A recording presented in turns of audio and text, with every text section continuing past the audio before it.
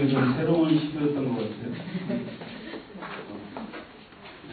지금까지 오랫동안 지나갔다 오면서 대표기도 찬양하고 또 기도를 대신하는 은혜의 시간이었습니다. 우리가 인생을 살아갈 때 우리는 항상 선택이라는 것들을 하게 됩니다. 무엇을 선택하느냐에 따라서 그 사람의 삶이 달라지게 됩니다. 그래서 요즘에 그 기업 CEO들 있잖아요. 그 최고 경영자들이 그 의사결정의 절대적인 원리라고 주장하는 것이 뭐냐면 선택과 집중입니다. 여러 다른 그 선택적 상황 속에서 다 이루려다 가던 자신이 갖고 있는 자원과 역량을 분산시킴으로 해서 모두를 다 놓치게 된다는 것입니다. 그래서 그중 가장 최선을 선택해서 그것을 집중해야만 그것이 이제 성공할 수 있는 길이다라고 하는 것들을 모두 다 이렇게 얘기를 합니다.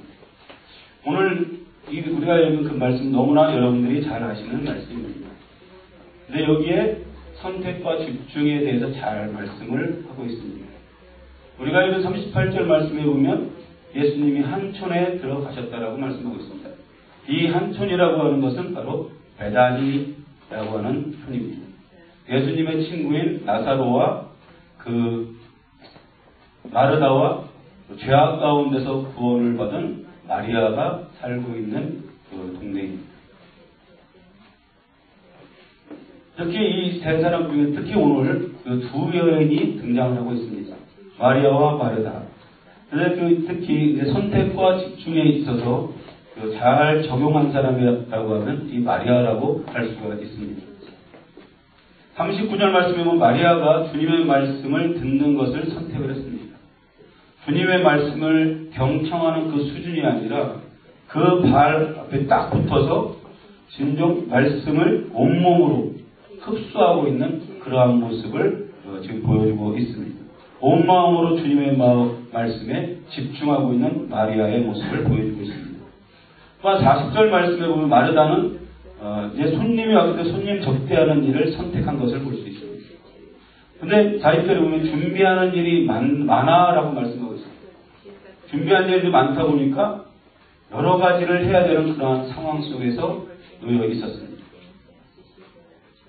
그러다 보니까 그가 마음이 분주하게 되었다라고 말씀을 하고 있습니다. 이 상황에 대해서 주님은 또 42절에 뭐라고 권면하냐면 한 가지만으로 족하다라고 말씀하고 있습니다. 그것은 뭐냐면 한 가지만을 하라는 것입니다. 너무 그 많은 일을 하려고 하다 보면 그것이 분주해져서 아무것도 할 수 없는 평강도 다 잃어버리는 그러한 일을 당하게 된다는 것입니다. 현대에 만약에 CEO가 사람을 뽑는다고 하면 마리아와 같은 사람을 뽑을 겁니다.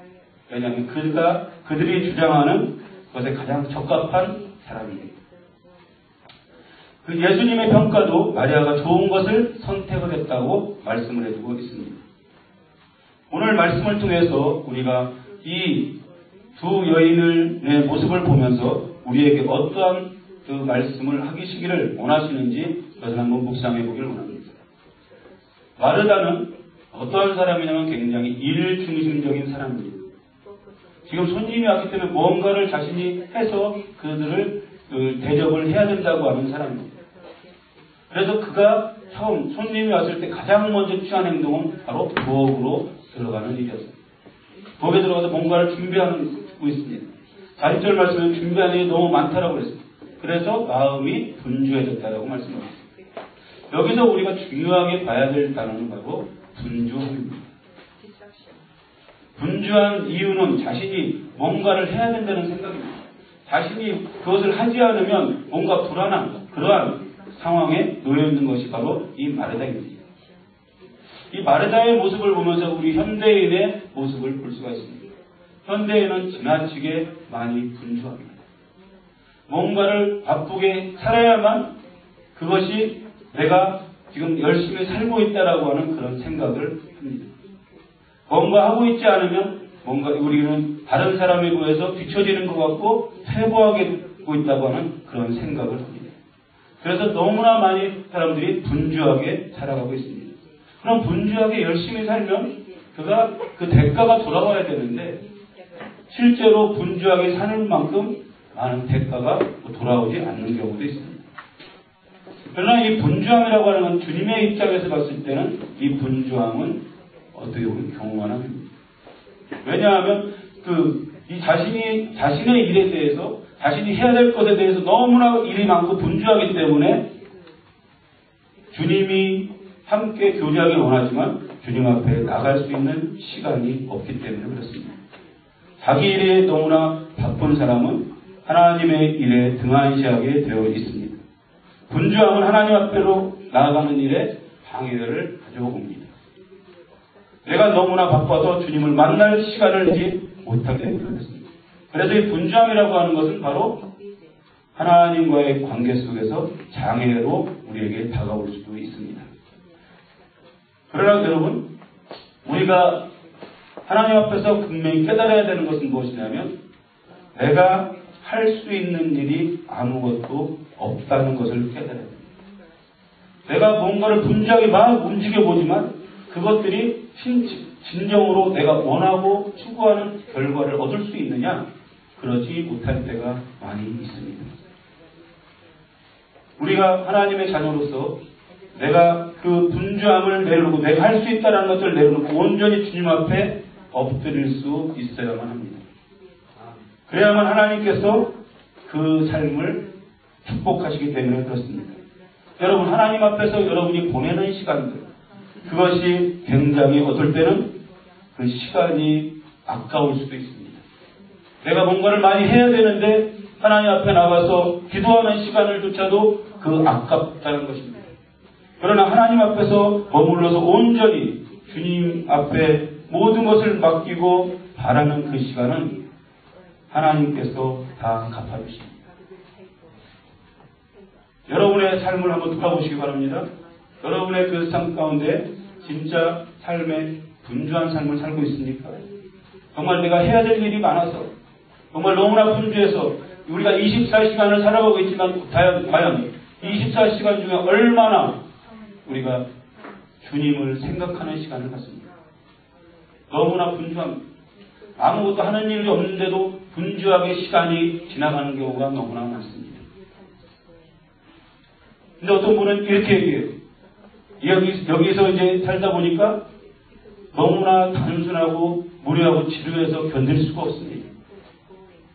근데 단순한 삶을 살아보고 있지만 실제로 하나님 앞에 나가서 엎드리는 시간은 우리가 내지 못합니다. 그것은 무엇을 뜻합니까? 그것은 우리의 마음의 문제입니다. 우리의 마음 속에 너무나 분주한 것들로 가득 차 있습니다. 그래서 내가 분주하다고 하는 것은 마음 속에 내 것으로 가득 차 있다고 하는 그러한 증거이기도 합니다. 때문에 우리가 육신적으로는 표면적으로 보이는 것은 굉장히 단순한 삶을 살고 있지만 실제로 내 마음 속에는 내 생각 속에는 내가 해야 될 것으로 가득 차 있기 때문에 내 마음이 분주하고 혼란스럽기 때문에 주님 앞에 나아갈 수 있는 그런 시간을 내지 못한다는 것입니다. 40절 말씀에 마음이 분주하다고 말씀하고 있습니다. 마음이 분주함을 통해서 이제 무엇이 나오냐면 불평과 불만이 쏟아져 나오기 시작합니다. 왜 그렇습니까? 왜 자신만이 왜 부엌에서 일을 하냐 하는 것입니다. 그것을 누가 시킨 것도 아니고 자신이 해야 될 거라고 생각하고 부엌에 들어가서 열심히 일을 하고 있는 것입니다. 그러다 보니까 동생인 마리아가 아무것도 안 하고 예수님 발 앞에 딱 붙어서 예수님의 말씀만 듣고 있습니다. 그러니까 거기서 이제 불평이 나오기 시작하는 거죠. 거기서 이제 비교가 나오는 것입니다. 나는 왜 부엌대기만 해야 되고 얘는 그 고상하게 예수님 밑에서 계속 말씀만 듣고 있고 왜 그러냐는 것입니다. 근데 주님은 마르다의 선택에 대해서 책망하지 않으셨어요. 마리아가 그 선택을 했지만 그렇지만 마르다가 선택한 것에 대해서 책망하지는 않았지만 그 많은 그 권면을 하셨어요. 왜냐하면 그 많은 것들보다 간단하게 하나만 하는 것이 독하다. 왜냐하면 그 마음의 중심을 뚫어보셨기 때문에 벌써 그 혼자서 뭔가를 하다 보니까 이 속에서 끓어오르기 시작합니다. 왜 나만 이것을 해야 되나? 나만 이렇게 힘든 일을 해야 되나? 그러한 일들을 겪게 되는 것입니다. 이것이 그 주님 앞에서 이제 그 일을 하는 것에 있어서 그가 출발할 출발점이 무엇입니까? 자기 욕심과 의무감에서 출발하게 되는 것입니다. 그것이 정말로 주님을 대접한다고 하는 기쁨과 은혜로 그것을 시작했다고 하면 이렇게 불만과 불평이 올라오지 않을 겁니다. 그러나 자신이 해야 된다고 하는 생각, 의무감에서 그걸 하다 보니까 자기도 모르는 사이에 혼자 일을 하고 있는 것입니다. 그러니까 불평과 불만이 쏟아져 나올 수밖에 없습니다. 이 불평과 불만은 다시 뭐로 나오냐면 근심과 염려로 나오는 것을 41절에 볼 수가 있습니다. 왜냐하면 내 중심으로 뭔가를 하다 보니까 그것을 빨리 해내야 되겠다는 생각이 있지만 그것을 해결하지 못합니다. 저희가 불평이 쏟아집니다. 그러다 보니까 그것에 대해 너무나 일이 많기 때문에 또한 그것에 대해서 근심과 염려로 가득한 것입니다. 왜냐하면 마르다의 일에 있어 일의 중심에 자기가 있기 때문에 그렇습니다. 우리가 하나님 앞에서 일을 할 때 내가 중심이 되는 것이 아니라 주님이 중심이 되어야 합니다. 그래서 그 내가 하려고 할 때는 내 의지로 할 때는 분명히 항상 불평과 불만이 쏟아지게 되어 있습니다. 그러나 그것이 주님의 일이라고 생각하고 주님을 사랑하는 마음에서 출발하고 진행되어지고 그것이 마무리되어진다고 하면 불평과 불만이 나올 수가 없습니다. 이 마르다가 불평, 불만과 근심과 염려 가운데 가득 찰 수밖에 없었던 것은 어디서 오냐면 바로 분주함에서 온 것을 볼 수가 있습니다. 분주함이라고 하는 것은 바로 평안을 파괴하게 되어 있습니다. 바쁘게 하다 보면 내가 지금 무엇을 하고 있는가? 내가 열심히 지금 살아가고 있지만 내가 지금 무엇을 하고 있는가? 거기에 대한 회의가 들기 시작합니다. 한편으로 마리아는 주님을 향한 간절함이 있었습니다. 말씀에 대한 뜨거운 열정을 가지고 있었습니다. 그렇기 때문에 마리아는 주님의 말씀을 듣는 것을 선택을 했습니다. 39절 말씀에 보니까 마리아는 주님의 발 아래 앉아서라고 말씀하고 있습니다. 주님의 말씀에 온몸을 맡기고 주님은 마리아에게 좋은 것을 선택했다라고 주님이 칭찬해 주셨습니다. 이 칭찬의 의미는 무엇입니까? 그것은 바로 우선순위의 의미입니다. 마르다도 굉장히 중요한 일입니다. 왜냐하면 손님들을 대접해야 되는 건 당연한 것이죠. 그러나 주님께서 좋은 것을 선택했다고 할 때 그것은 뭐냐면 우선순위의 문제입니다. 모든 것들이 주님 앞에서 하는 일들은 다 주님의 일입니다. 그랬을 때 우선순위 먼저 해야 될 것이 무엇이냐? 그것은 바로 내가 주님으로부터 받는 영적인 공급함을 있을 때 주의 일을 잘 감당할 수 있다고 하는 것입니다. 영적인 공급을 받지 못한 상태에서 많은 일을 하게 되다 보면 영적인 침체와 영적인 고갈을 경험할 수밖에 없습니다. 여러분, 이 시대에 많은 선교사들을 한국에서는 파송을 합니다. 그래서 선교사 훈련을 보면 많은 사람들이 이제 젊은 부부들이 훈련을 받고 있습니다. 근데 그들에게 있어서 안타까운 것은 뭐냐면 기도하는 시간이 적다는 겁니다. 어떤 선교지에 나가서 프로그램을 해서 어떻게 하고 학교를 짓고 어떻게 무엇을 하고 뭔가 많은 것들을 계획을 합니다. 그러나 실질적으로 그 일을 진행할 수 있는 힘은 어디서 나오냐? 바로 영적인 힘에서 나와야 된다는 것입니다. 왜냐? 그것이 되어지지 않았던 그 성교지라고 해서 어디입니까? 그것은 영적 전투가 치러지는 가장 최전선입니다. 거기서 정말로 내가 승리하기 위해서는 내가 내 스스로 영적인 자가 재충전을 할 수 있는 그 능력이 필요합니다. 그것은 무엇입니까? 기도의 훈련을 통해서 가능한 것입니다. 어떤 그 선교사님들 같은 경우에는 그 아랍권에 들어가서 선교를 하는데 1년 내내 선교를 해봤자 단 한 명도 결신대로 얻지 못합니다. 거기서 있다 보니까 영적으로 피폐해지고 어떤 선교사님들은 그 사모님들은 정신적인 이상을 경험하는 사람들이 있습니다. 왜냐하면 엄청난 영적 공격이 있습니다. 근데 거기에서 승리하기 위해서는 무엇이 필요합니까? 하나님 앞에서 머물러 기도하는 능력들이 있어야 됩니다. 그래야만 그 일을 감당할 수 있습니다. 여러분을 이 맨체스터 땅에 보내신 분명한 목적이 있습니다. 이 맨체스터 땅이라는 어떤 땅으로 느껴집니까? 피터 와그너 교수에 의하면 이 세계의 많은 그 도시 중에서 이 맨체스터가 가장 영적으로 악한 지역으로 속합니다. 여러분, 이 맨체스터까지 여러분 하는 많은 도시들이 있어요. 또 많은 그 공부할 수 있는 많은 여건들이 있습니다. 그렇지만 하나님께서 특별히 이 맨체스터로 보내신 목적이 있다는 거예요. 이 속에서 영적 전쟁을 수행할 수 있는 훈련을 하라는 겁니다. 정말 하나님 앞에서 모든 것을 내어놓고 그 훈련이 되어졌을 때, 내가 영적 전쟁을 치를 수 있는 영적인 군사로 내가 훈련되어졌을 때, 나를 하나님께서 어디에 보내실지 알 수가 없어요. 어디에 보낸다고 할지라도 그 속에서 우리는 승리할 수 있는 것입니다. 아멘. 우리가 사역을 하고 일을 하는 거, 확장을 하는 거 굉장히 중요합니다. 우리가 하나님의 일을 하면서 확장이 되어야 돼. 그러나 그것이 중요한 것이 아니라 그것을 뒷받침할 수 있는 내가 영적으로 살아있는 것이 중요하다는 것이에요. 지금 주님이 마리아를 칭찬했던 것은 무엇입니까? 우선순위의 문제에서 네가 좋은 것을 선택했다는 거예요. 지금 주님은 이제 여기 있어봤자 얼마 있지 않고 이제 하늘로 가실 분이에요. 그렇기 때문에 그 실질적으로 예수님으로부터 말씀을 들을 수 있는 기회가 그렇게 많지 않다는 거예요.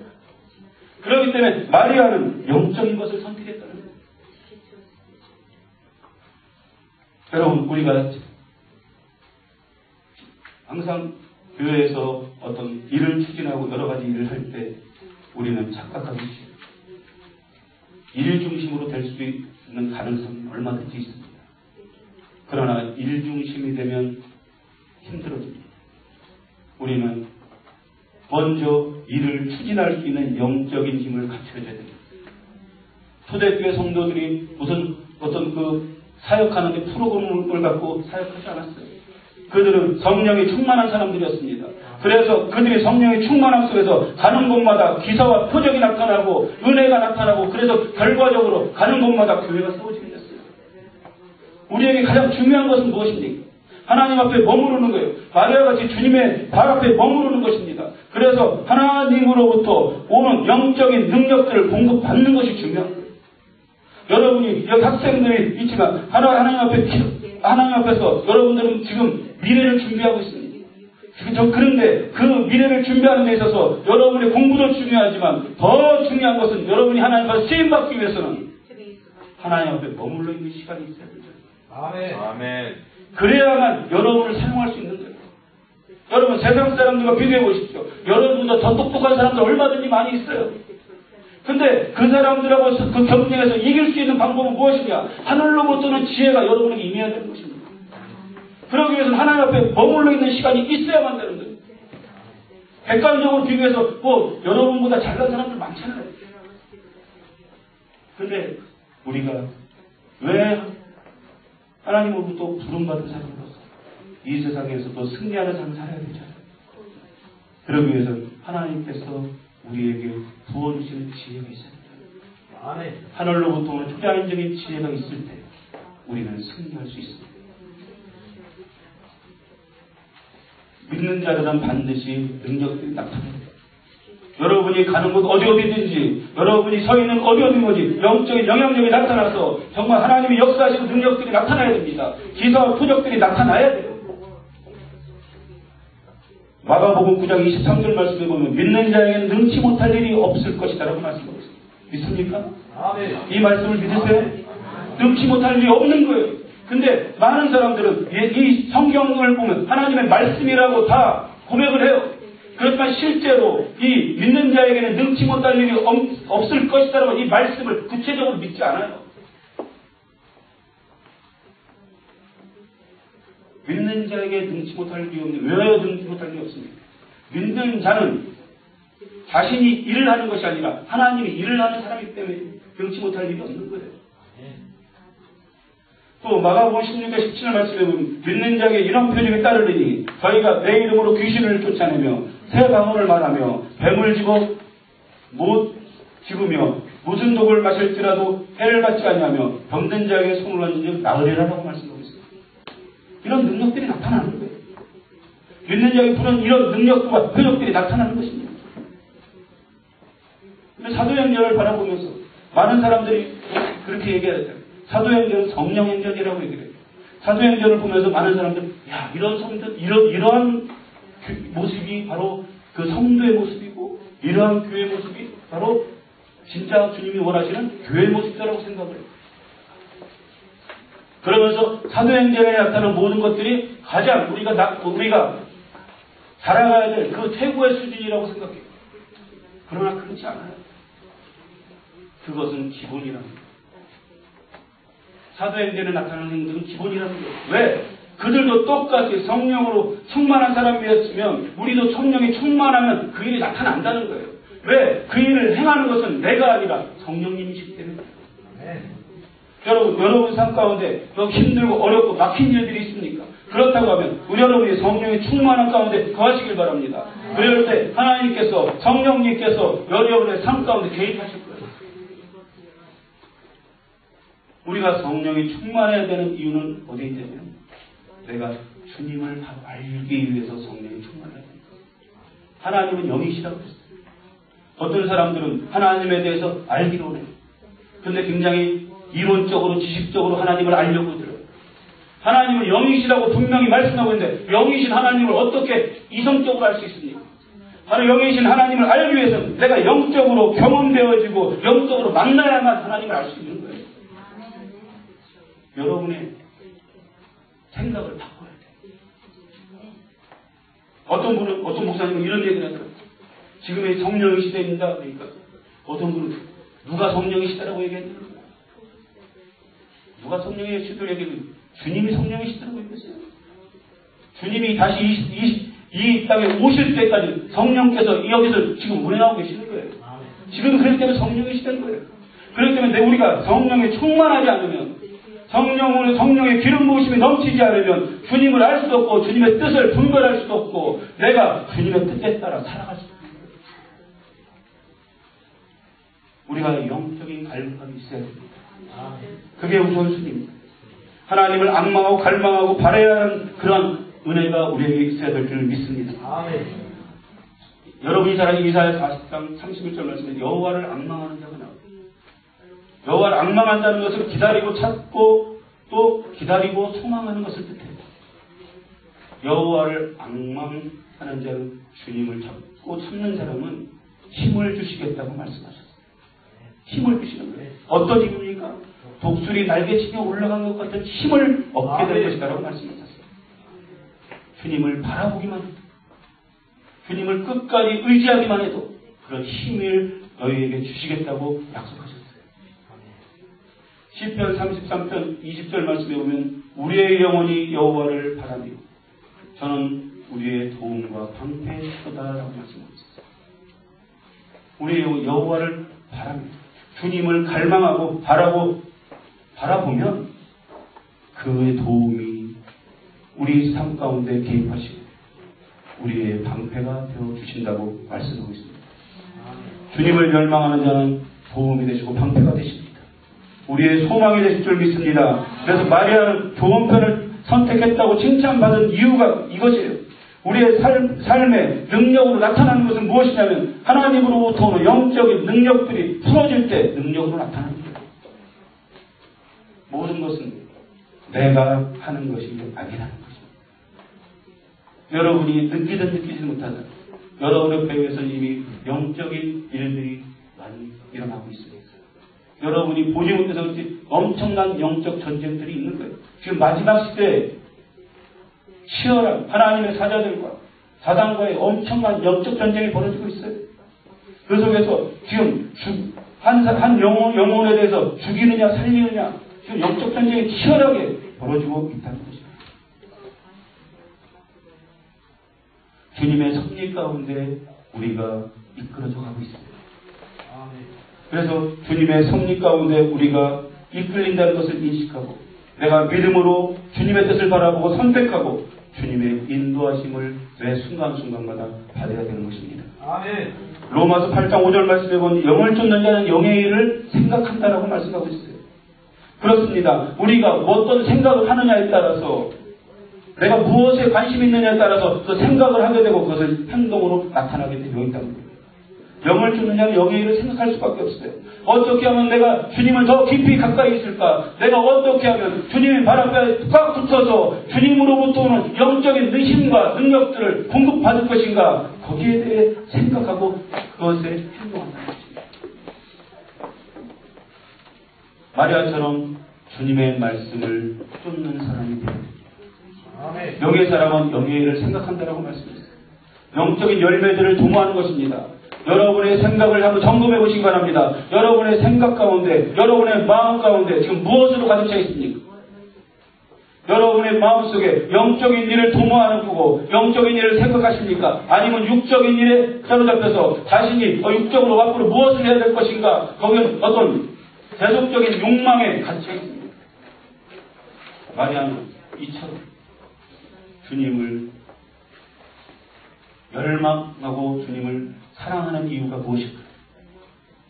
마리아는 주님의 은혜를 체험한 사람이에요. 주님을 만난 사람이에요. 여러 가지 해석이 있어요. 어떤 굉장히 진보적인 그쪽에는 마리아가 굉장히 귀족이었다라는 얘기를 해요. 그러나 일반적으로 복음주의적인 해석은 마리아는 창녀였어요. 마리아 창녀였어요. 그 창녀였던 마리아, 그 막달라 마리아, 그 마리아가 지금 하나님의 주님의 은혜를 체험하고 완전히 변화된 겁니다. 주님을 만났어요. 주님을 만난 사람은 그가 어떠한 과거에 어떠한 상황과 처지에 어떠한 죄 가운데 있었다 할지라도 이제는 새로운 피조물이 된 것입니다. 마리아의 집이 이 베다니에 원래. 근데 막달라 마리아라고 성경에는 지칭하고 있어요. 그건 무엇이냐면 그가 죄 가운데 있기 때문에 집에 있을지 없을지도 몰라요. 그래서 막달라라고 하는 그 동네가 살았어요. 아마 주님을 만난 그때가 막달라에 있을 때 일이었을지도 모르겠어요. 그건 주님을 만날 때가 언제인지 나타나지 않으니. 그러나 거기서 주님을 경험하고 그가 놀랍게 변화가 됩니다. 그리고 이제 그의 인생은 주님 앞에 붙잡힌 받은 그런 인생으로 바뀌어버린 것입니다. 그 전에는 그가 죄악 가운데 잡혀 있었어요. 사로잡혀 있었어요. 그를 주장하고 그의 인생을 주장하는 것이 뭐였냐면 그 죄악과 그 돈이었어요. 그는 돈을 위해서라면 자신의 몸까지도 파는 그러한 사람이었어요. 그 죄 가운데 거했던 그 막달라 마리아 주님을 만난 후에 참회하고 아마 다시 집인 베다니로 돌아와서 지금 살고 있었을 것입니다. 그때 바로 주님이 자기의 집을 방문한 것입니다. 막달라 마리아는 여러분이 잘 알지만 향유 옥합을 깨뜨려서 주님의 머리에 부은 사람입니다. 향유는 귀한 것이에요. 그것은 그 당시에 엄청나게 비싼 것입니다. 마리아는 주님을 만나기 전에 물질에 사로잡혔던 사람입니다. 그러나 주님을 만나게 되니까 그의 생명과도 같은 향유를 예수님께 드린 그러한 모습을 보여주고 있습니다. 그게 300데나리온 어치라고 말씀하고 있어요. 300데나리온이면 얼마입니까? 1데나리온이 노동자의 하루 품값이에요. 그러면 요즘에 가서 막리를 하면 7만원 받죠? 그러면 2,100만원에 되는 돈이에요. 놀라운 것입니다. 사람이 주님 앞에 붙잡힌 받은 사람은 자신이 무엇을 위해서 드려야 될지 아는 거예요. 그 막달라 마리아가 주님 앞에 드린 향유는 이것은 주님이 십자가에 못 박은 것을 준비하는 거예요. 가장 아름다운 회개입니다. 회개라고 하는 것은 완전히 돌이키는 거예요. 인생의 노래처럼 질질 끌려가던 죄 가운데 끌려가던 그런 인생에서 완전히 변화돼서 그를 붙잡고 있던 것들이 완전히 해방되어져서 온전히 주님 앞에 다 드리는 거예요. 주님을 위해서 전부 드리는 그 헌신, 그것이 바로 축복된 삶과 인생입니다. 여러분이 잘 아시는 또 삭개오라고 하는 사람이 있어요. 삭개오는 세리장이라고 기록하고 있어요. 세리장이라고 하는 것은 요즘 말로 하면 인민의 적이에요. 모든 그 유대인들의 적이에요. 그렇기 때문에 누가 상대해주는 사람 한 사람도 없어요. 그는 돈은 많았지만 항상 외로움 가운데 있었던 사람이에요. 그런데 주님이 그를 만나주셨어요. 그래서 내가 오늘 너희 집에 유하겠다고 할 때 너무나 기뻤어요. 그래서 정말로 아무도 나를 알아주지 않고 나를 오저지 알아주지 않으니까 더 오기로 그는 돈을 더 집착했을지도 몰라요. 돈만이 최고다라는 거예요. 내가 돈만 있으면 다른 사람을 군림할 수도 있고 다른 사람을 부릴 수 있다고 생각했을지 몰라요. 근데 주님이 그의 집에 유하겠다고 했을 때 너무나 시끄러워서 그 잔치를 베푼 거예요. 잔치를 베풀고 있는데 갑자기 그가 주님 앞에 말씀을 드렸어요. 주님, 내가 내 재산의 반을 나눠서 가난한 자에게 나눠주겠습니다. 그리고 내가 토색한 것이 있으면, 착복한 것이 있으면 4배로 갚아주겠습니다. 근데 그게 무슨 의미냐면 그가 다 돈이 모르고도 토색해서 버린 거예요. 그럼 4배로 갚아주겠다는 온 재산 다 주겠다는 거예요. 나에게 재산이 필요 없다는 거예요. 그동안에 자기 물질이라고 하는 것이 자기를 어물고 맺고 그것이 인생의 가장 최대의 가치라고 생각했던 사람이 주님을 만나고 나니 그 자신의 인생의 가치가 바뀌어버립니다. 그것은 주님이 요구하지도 않았어요. 만약에 주님이 요구했다고 너 오늘 내가 너희 집에 갔으니까 너는 이제 회개하고 너희는 돈을 다 그 다른 사람에게 주고 그렇게 요구하지 않았어. 그렇게 했을 때 주님이 뭐라고 얘기하겠어요? 이 집에 구원이 이르렀다. 그리고 너도 아브라함의 자손이라는 거예요. 그렇습니다. 우리가 하나님 앞에서 주님을 만난 사람들이 다 여기 앉아 있습니다. 그렇다고 하면 우리가 주님 안에서 해야 될 일이 무엇입니까? 그것은 바로 온전한 회개를 통한 변화되는 삶입니다. 아멘. 주님을 만난 사람은 달라지게 되어 있습니다. 주님을 마음에 가득 채운 사람은 달라지게 되어 있습니다. 주님의 마음을 알기 때문에 그렇습니다. 주님을 열망하고 사모하기 때문에 온전한 삶을 주님께 드릴 수가 있습니다. 여러분, 우리 이 지금 많은 이 영국교회도 바라보고 있지만 이 한국교회도 보고 있습니다. 한국교회 같은 경우에 이 유럽교회가 500년 동안 겪어갔던 일을 지금 100년 안에 다 겪고 있습니다. 지금 엄청나게 많이 청년들이 떠나가고 있습니다. 그리고 젊은 그 아이들이 떠나가고 있어요. 그 학생들이 떠나가고 있습니다. 왜 그렇습니까? 그들이 주님을 만나지 못하기 때문에. 아버지에 이끌려서 어머니에 이끌려서 교회는 나오고 있지만 실제로 진정으로 주님을 만난 흔적이 없기 때문에 주님을 만난 그 사랑의 흔적이 없기 때문에 그가 변화되지 않는 거예요. 그리고 순간순간 주님께서 역사하신 그 능력들을 체험하지 못하고 있기 때문에 교회를 떠나는 거 아니겠어요? 왜? 교회가 재미가 없는 거예요. 흥미가 없는 거예요. 세상적으로 봐서 세상에 재밌는 것들이 너무나도 많은 거예요. 그러나 하나님 앞에서 주님을 만난 사람은 진정한 행복이 무엇인지를 압니다. 이 세대가 어떤 세대는 탕자와 같은 세대예요. 탕자는 너무나 그 행복을 찾아 떠나는 사람입니다. 이 세상에서 누리는 것이 자기가 세상 속에서 하고 싶은 것, 세상 속에서 자기가 마음대로 행동하는 것, 정말 누가 간섭을 받지 않고 마음대로 행동하는 것, 그것이 행복이라고 생각하는 거예요. 그리고 세상에서 마음껏 즐기는 것이 행복이라고 생각하는 거예요. 그래서 아버지를 떠나고 싶은 거예요. 행복을 찾아가는 거예요. 우리 인간이라고 하는 것은 행복을 추구합니다. 근데 어디서 행복을 추구하느냐, 그것은 굉장히 중요해요. 탕자는 세상에서 행복을 찾으려고 아버지를 떠납니다. 아버지 안에 있는 그 진정한 행복, 아버지 그늘 안에서, 아버지 보호 안에서, 아버지의 사랑 안에서 누리는 진정한 행복을 깨닫지 못하고 자기가 원하는 것, 세상에서 아름다워 보이는 것, 그것이 행복이라고 생각하고 떠나는 거예요. 여러분, 우리도 얼마든지 그렇게 될 수가 있어요. 우리의 마음을 한번 적어보십시오. 우리의 마음속, 정말 이 자리에 앉아서 예배를 드린다고 하지만 실질적으로 우리의 마음속에 주님을 떠나 있지는 않습니다. 마음속에 진정으로 주님을 가까이 하고 어떻게 하면 내가 주님 안으로 더 들어갈 것인가, 내 마음속에 주님으로 가득 채우기를 소망하고 있지 않다고 하면 그것은 몸은 이 자리에 있을지 모르겠어요. 마음은 이미 주님 앞에 떠난 사람. 왜?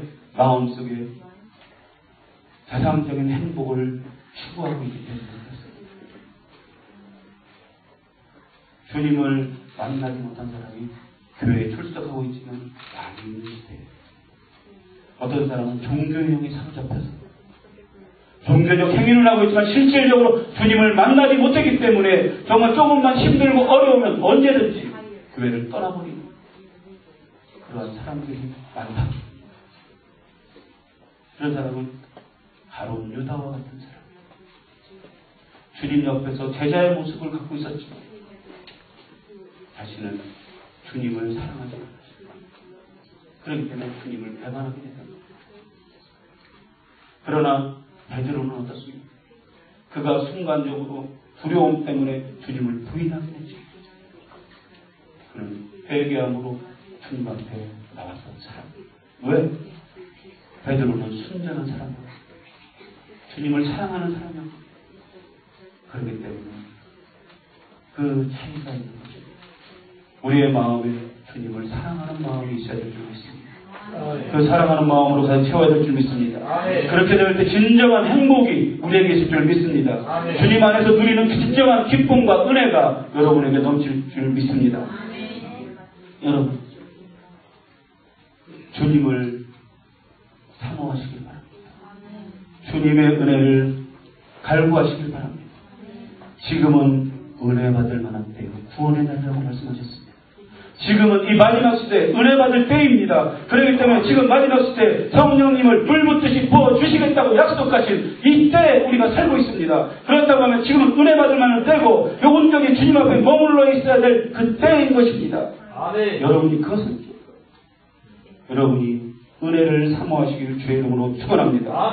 여러분이 주님을 만나기를 사모하고 주님 앞에 나가 있기를, 주님 앞에 머물러 있기를 간절히 구하고 구할 때 주님은 여러분과 함께 하실 줄 믿습니다. 마리아는 주님을 만난 후에 변화가 됐습니다. 마음에 온전히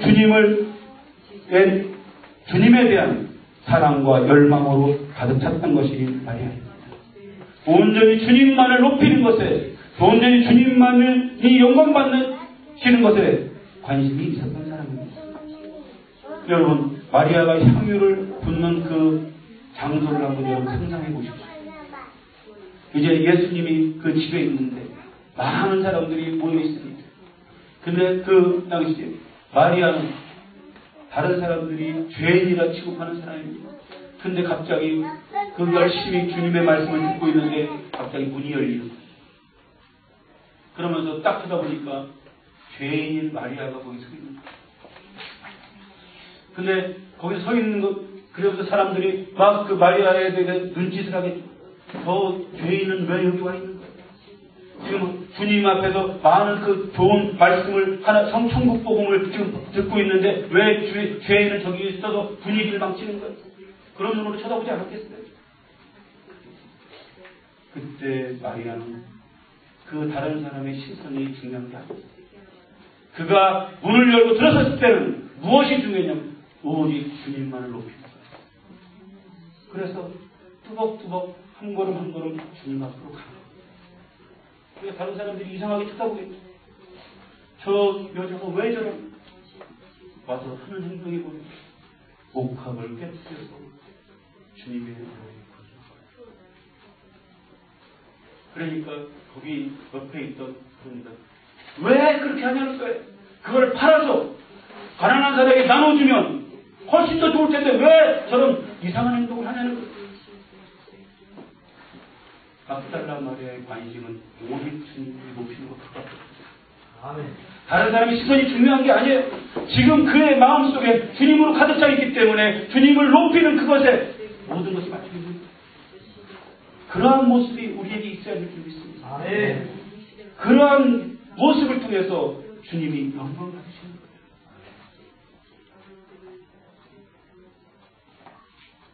오직 주님에 대한 열망, 사랑으로 가득 찼던 것이 바로 막달라 마리아였습니다.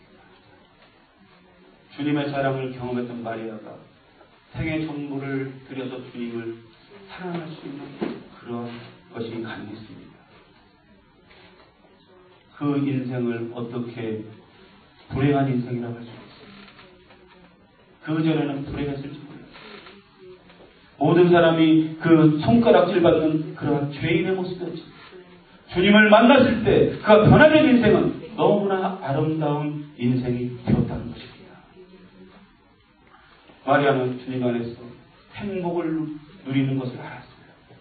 주님께 자기 모든 것을 다 드려도 아깝지 않는 그런 그 속에서 누리는 가치를 알았어요. 그렇기 때문에 주님 앞에 나가서 그렇게 행동을 했던 것입니다.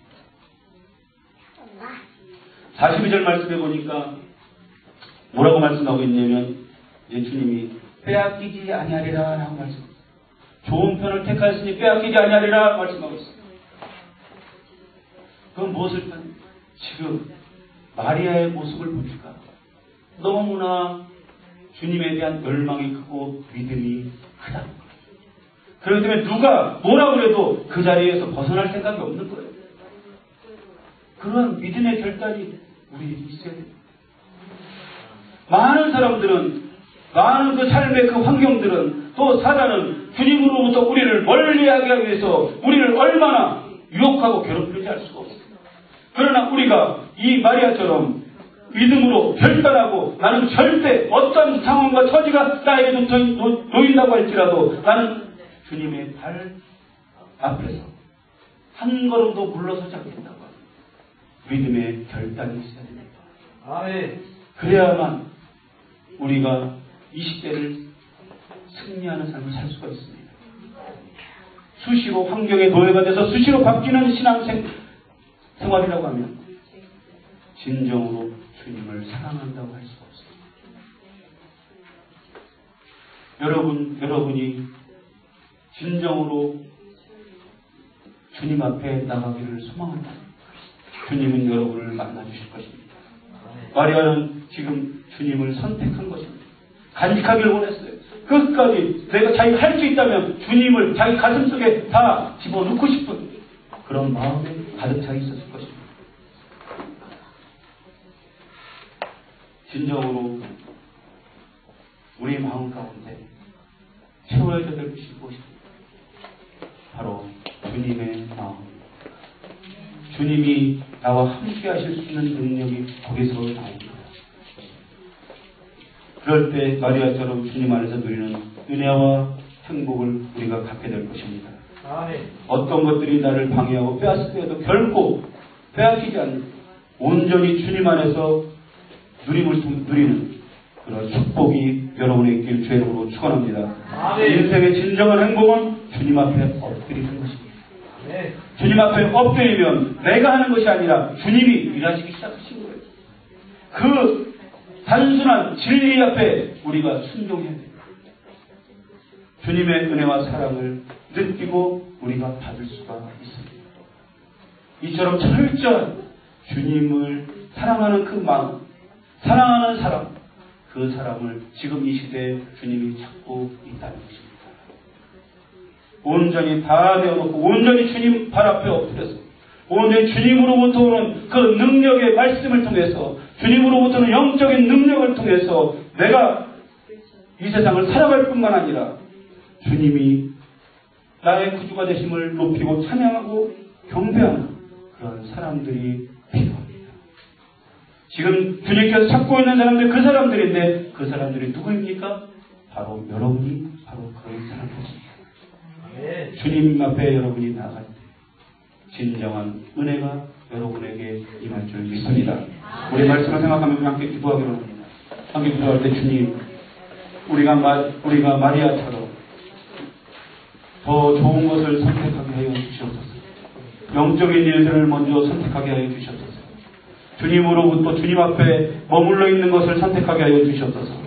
내가 많은 일을 하기로 원하고, 내가 이 세상에서 많은 것을 하고 싶고, 내가 모든 것들을 다 누리고 싶지만, 먼저 우리가 해야 될 것은 마리아처럼 주님 발 앞에 머무르는 것입니다. 그러한 믿음의 사람이 되게 해달라고 우리 한 목소리를 기도하겠습니다. 은혜로우신 아버지 하나님 감사합니다. 아버지 하나님이여, 오늘 우리가 말씀을 통해서 아버지여 선택하는 것에 대해서 배웠습니다. 아버지 하나님 주님, 아버지 주님 발 앞에 엎드리는 그 선택이 아버지 우리에게 아버지 더욱더 넘치게 하여 주시옵소서. 아버지 하나님 믿음의 결단이 있게 하여 주시옵소서.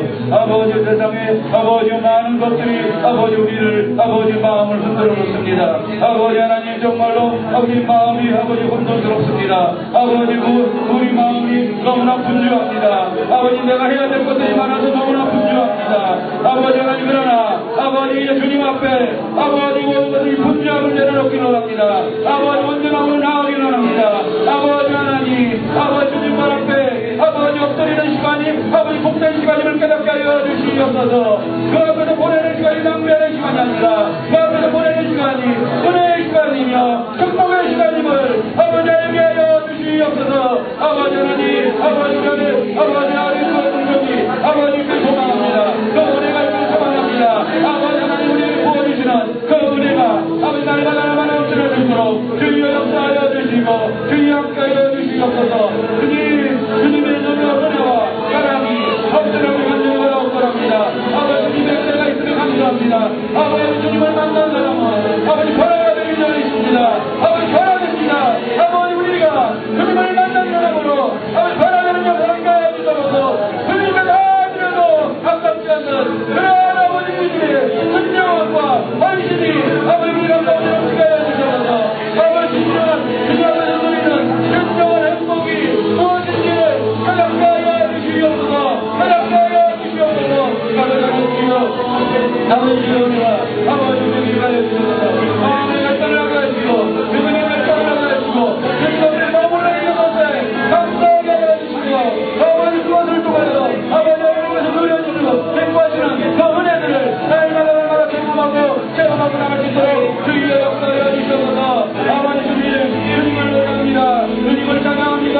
아버지 주님 우리 가운데 아버지 우리의 마음을 변화시키시고 새롭게 하시고 얼마나 우리 영으로 아버지 날마다 새로운 그 축복과 은혜가 넘치게 하여 주시옵소서. 주님 감사합니다. 주여 영광을 주시옵소서. 아버지 오늘 주님만 높입니다. 아버지 주님 찾으시는 사람 아버지 주님만 높이며 주님 모든 것을 주님을 사람 아버지 주님 찾으시는 사람 우리가 되게 하여 주시옵소서. 주님 우리가 되게 하여 주시옵소서. 우리가 주님을 찾는 사람 아버지 이 시대를 변화시킬 수 있는 사람 아버지 우리가 되게 하여 주시옵소서. 아버지 감사합니다. 아버지 귀하게 거룩하게 하여 주시옵소서. 아버지 주님 감사합니다. 주님 영광 받으시고 주님 함께 하여 주시옵소서. 주님 감사합니다. 찬송과 하시는 점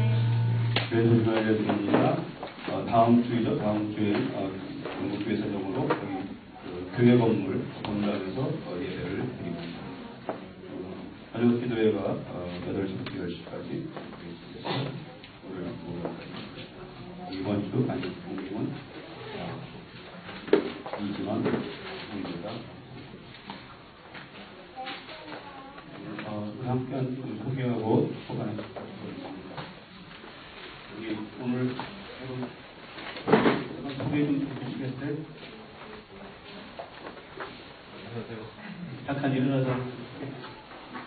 안녕하세요. 한국에서 온 이인형이라고 합니다. 우리 축복하도록 하겠습니다.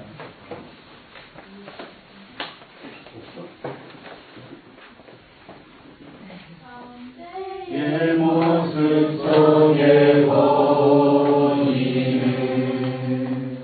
하나님 영광 아름다워라 존귀한 주의 자녀됐으니 사랑하며 다 같이 일어나서 우리의 모임 우리의 모임 중에 일하신 하나님 영광 아름다워라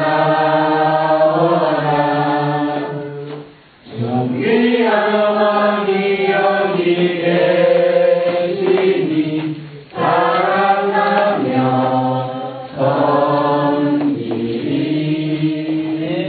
찬송해 놓으세요.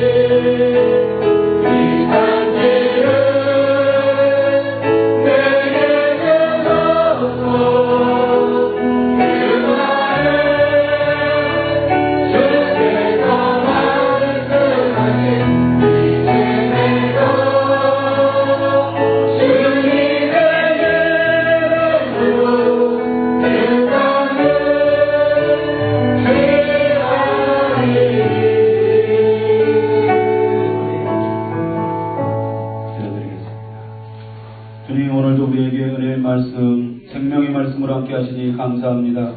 아버지, 주님께서 주신 말씀을 우리의 마음에 담고 이제 주님께서 허락하신 땅으로 우리가 가기를 원합니다. 아버지, 우리에게 딱딱들여 있는 산지가 어디입니까? 학생에게는 학교가 산지이고 또 사업하는 사람은 사업하는 그 현장이 산지이고 또한 그 직장에는 그 직장이 산지임을 우리가 압니다. 아버지 그 속에서 우리가 주님이 함께 하심을 통해서 날마다 승리하게 주님 역사하여 주시옵소서. 아버지 주님이 함께 하시는 그 능력들을 아버지 날마다 경험하게 하시고 우리 안에 있는 예수 그리스도의 생명을 다른 사람들에게 아버지 나누어 줄 수 있는 생명의 영향력을 행사하는 그런 능력의 삶이 한 주간도 우리 안에 넘치게 하여 주시옵소서. 지금은 교회 머리가 되시는 우리 주 예수 그리스도의 은혜와 독생자를 아낌없이 주신 하나님의 무한하신 사랑하심과 성령님의 감동과 교통 역사하시는 은혜가 우리가 인생을 가운데 여러 가지 할 일이 있지만 먼저 주님 앞에 엎드리는 것이 우선순위로 우리가 생각하고 항상 하늘로부터 오는 지혜와 하늘로부터 오는 능력으로 이 세상에서 우리가 승리하는 그 힘을 얻을 수 있도록 우리가 다짐하며 그 일을 이루기 위해서 우리가 다시 한번 믿음의 결단을 하기를 다짐하는 주님의 사랑하는 백성들 머리 위에 이제로부터 영원토록 함께 계시기를 간절히 축원하옵나이다. 아멘.